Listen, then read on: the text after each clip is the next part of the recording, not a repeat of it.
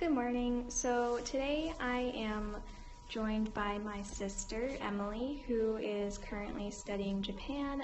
We're just going to chat for a little bit about K-pop and some issues involving that and like some different things. So the first question, what interested you about K-pop and like when did you really get into it? Okay, I started to get interested in K-pop around 2011. I was first interested in some Japanese music, mainly Visual Kei, and from there I was watching YouTube videos and the K-pop, some videos were popped up on my recommended section. So just from clicking through different YouTube videos, I was able to find a lot of K-pop videos and get into it from there. Yeah, I think a lot of stuff too happens that way now as well. So, okay. So, who are some of your favorite artists? For boy groups, I really like SHINee, Big Bang, BTS. Super Junior was my first group that I was introduced to in K-pop, so it always has a special place in my heart. And some girl groups I include 2NE1, Twice, and FX. Okay, same. So what do you think about the globalization of K-pop in like other countries? This is one of the most interesting things to me about K-pop is that the way it's produced really makes it so that it can be globalized.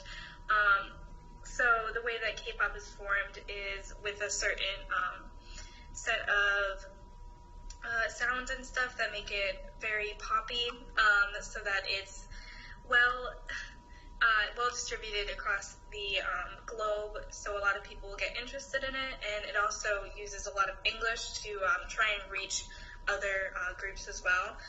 And the way that a lot of K-pop is promoted through YouTube also helps with that, since YouTube is a global platform, so a lot of people can view K-pop in different countries. Mm-hmm. Yeah, and that's really how we got into it as well, like you mentioned before, and I think that's how other people like hear about it too, especially like through YouTubers React and those kind of shows that on YouTube that showcase K-pop. Mm-hmm. Yeah. Okay. And since you are in Japan right now, have you noticed a lot of K-pop? Have you like stumbled across it like recently? Yeah, so one of my first days in Japan, I actually went to Okubo, which is Tokyo's largest Koreatown. I actually did just stumble upon it. One of my friends and I were just trying to explore, and we ended up there. And I noticed it because I heard some K-pop just playing, and I saw some CD shops and stuff. Yeah, so I think in certain niches you can probably find it. Also, you do have a lot of K-pop groups that do promote in Japan with Japanese songs. So I know that SHINee recently released a Japanese CD, and they did have advertisements in, I think it was Shibuya Crossing in Japan. So if you have more popular groups, they will be more well-known and do have a lot of promotions. Mm-hmm. Yeah, and like even this week alone in the U.S., SHINee has come to North America, and the group BTS as well. Like they're promoting for the next 2 weeks there, and they just came back from like KCON Mexico and their tour in Chile. So it's really like very global right now. Yeah, and since Japan is really close to Korea, they do have a lot of they'll have a lot of concerts and stuff for groups. They'll usually come to Tokyo, or they'll go to other places and have a lot of touring. Even if it's not Japanese albums, they'll still have local tours for Korean albums as well. Yeah, and they like sell out domes too. Like that's how insanely popular. Yeah, and like some K-pop groups too. Like they mostly focus in Japan, even though they like are K-pop. So it's pretty interesting there too. Yeah. Okay. So what are like some issues or like some things that you keep up with about K-pop? I know like we both have gone from just normal fans to like academic fans in a way. So like what kind of things do you research, I guess, at school and things like that? that has been cultural appropriation. A lot of K-pop, or there is a subgenre of K-hip hop. So just looking at the difference of, or like the use of hip hop and rap in songs in Korean music. That's just an interesting thing. Personally, I can't really speak too much about it. I don't know all of the facts, but I know that a lot of people say that different groups around the world or different countries around the world will use hip hop as a way to identify with people who have certain struggles. I know that hip hop is big in places like Bolivia, where a lot of poor people will use hip hop to express themselves and a lot of the issues that they feel relate to a lot of Black identities. But there are issues that come with using hip hop in Korea. There's a lot of issues with blackface, and I think this isn't a way to justify it, but I feel like a lot of it is just a lack of exposure.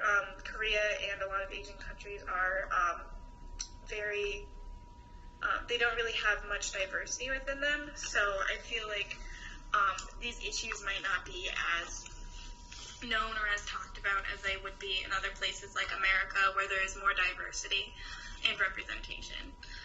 Some examples would just be the use of headdresses and stuff in some songs, also just the appropriation of hip-hop outfits, and dreadlocks is a huge thing. So we have some artists like Big Bang, who's a main one that cultural appropriates both with Native American and Black culture.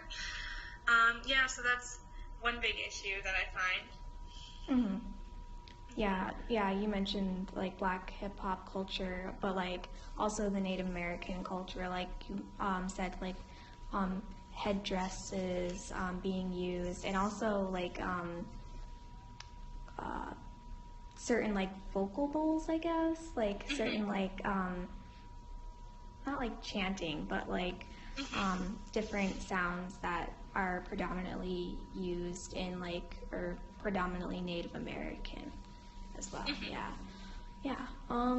And I know like we're both white women, so it's hard to like discuss these things without we have to recognize our privilege, I guess, in that sense, and because we aren't from exactly, especially with the whole other marginalized groups using hip hop as a way to connect with each other.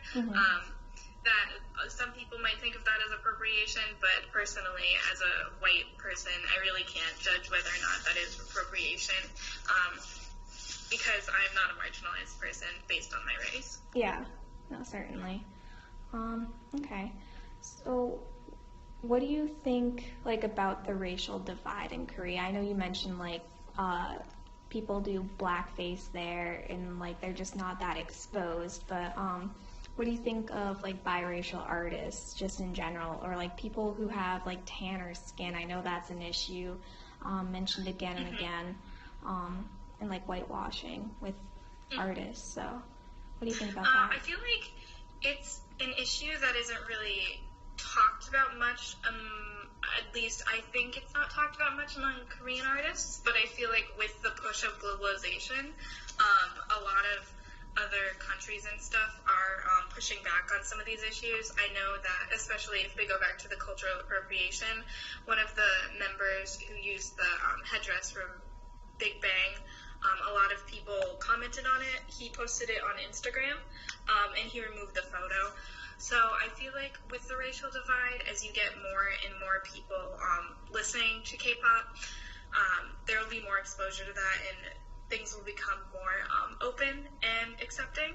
I know there are a couple of artists who are biracial, and I feel like as we get on, there are more that are being added.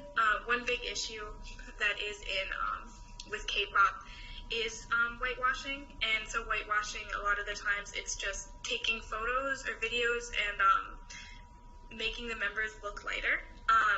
So I spent a lot of time on Tumblr and see a lot of this happening with different fan sites who whitewash the images of people.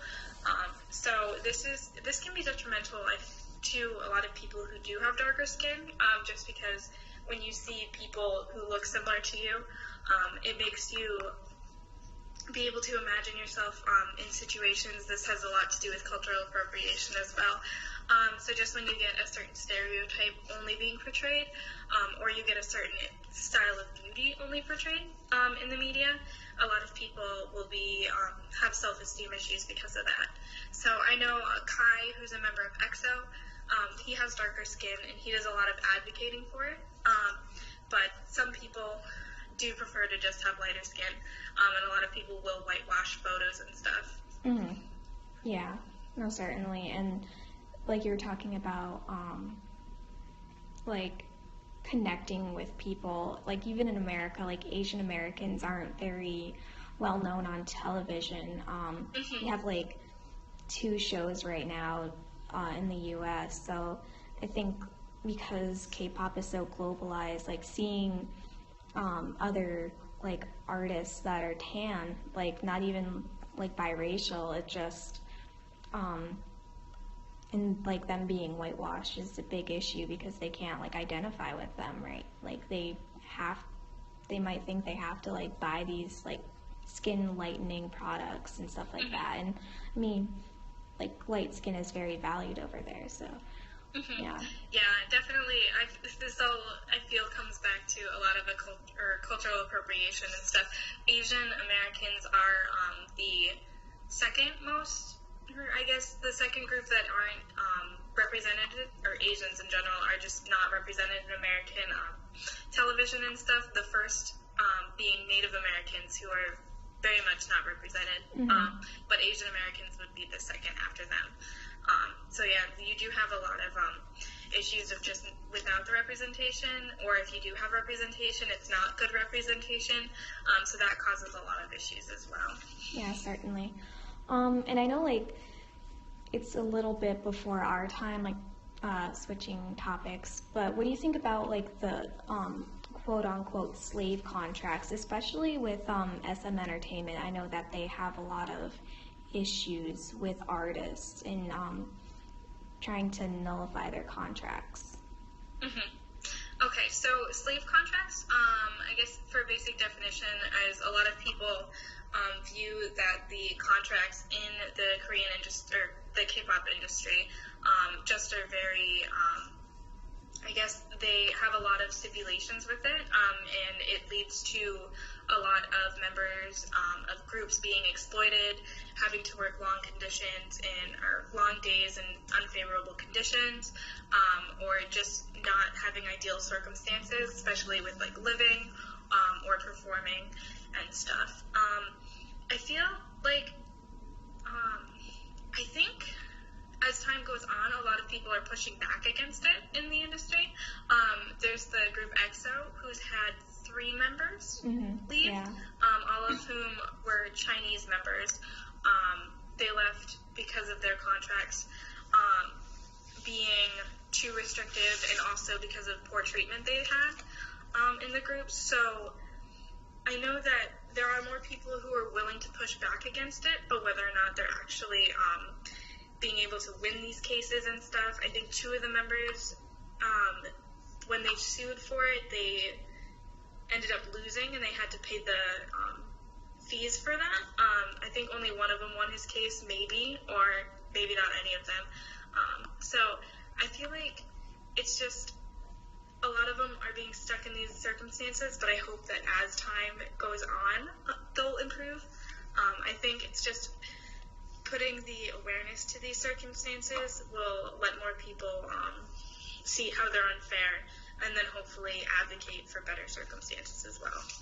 And I know a lot of this came to be with the formation of the Korean Wave. So the Korean Wave is happened in the late 1990s when there was an economic crisis. South Korea decided that they were going to put a lot of money and funds into promoting Korean art. So it started out with Korean dramas being pushed to other countries, and then the second wave of the Korean Wave really came with K-pop. So a lot of this was to help promote the country, so that's why they're so strict with things. But then again, it doesn't really, it doesn't explain and like make it right for why they have such restrictions. No, certainly. Yeah. I don't know, I guess that's it. Do you have anything else to add? Like, any other topics you find interesting about K-pop? Like, any song recommendations? Like, I guess I think it's just a lot of people can be casual fans of this, but I feel like when you learn more about the industry and stuff, it's important to know what's happening in it, and also just being aware of the circumstances and stuff. If there are things that you should be supporting or not, you can easily just be a casual fan, but I feel like just personally, it's better to learn about all of these issues, but also know the history and how they come about. Yeah, and I think for us too, like I mentioned before, is like we started as like casual listeners and like we were excited about this new like genre, but then as we became like more academically inclined in college, we both still liked looking things up, and the discovery of scholarly articles too has been like really helpful. So yeah, Definitely. And a lot of people like they don't like they learn Korean through like dramas and songs, and they like take the time to like learn Korean like in colleges now too, and like different self-teaching methods too, which is amazing. So yeah, there's a lot going on there. Okay. Anything else? Any last minute like song recommendations? Like, Oh gosh. what's currently playing in your soundtrack? Or I guess check out NCT Dream. okay. Yeah. Okay. Yeah. We'll definitely link some recommendations down there. Thank you for joining me late at night over in Japan and early in the morning for me here. It's been real. So It has been right. thank you.